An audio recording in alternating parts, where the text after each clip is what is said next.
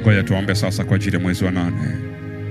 Mwezi wa 8, Mungu wa mbingu na nchi akakuonekanie mwezi huu wote wa 8, kuanzia tarehe ya kwanza ya mwezi wa 8 mpaka tarehe ya mwisho ya mwezi wa 8.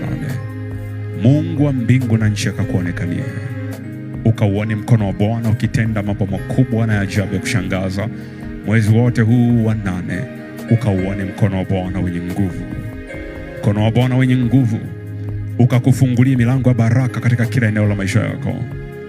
Mkono wa Bwana wenye nguvu ukakufungulia milango ya baraka kwenye uchumi wako.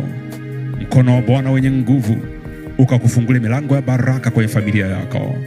Mkono wa Bwana wenye nguvu ukakufungulia milango ya baraka katika kila eneo la maisha yako. Mkono wa Bwana wenye nguvu ukakupigania uingiapo, ukakupigania utokapo. Mkono wa Bwana wenye nguvu ukakupigania kazini kwako, ukakupigania kwenye uchumi wako, ukakupigania kwenye biashara yako, kwenye kila eneo la maisha yako. Mkono wa Bwana ukakupiganie. Mungu wa mbingu na nchi akutetee na kukuonekania mwezi wote huu wa 8. Mungu wa mbingu na nchi akakulinde uingiapo na utokapo. Mungu wa mbingu na nchi akakuepusha na mabaya ya kila aina, katika jina la Yesu Kristo.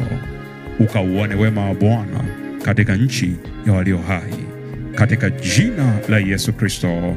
Amen.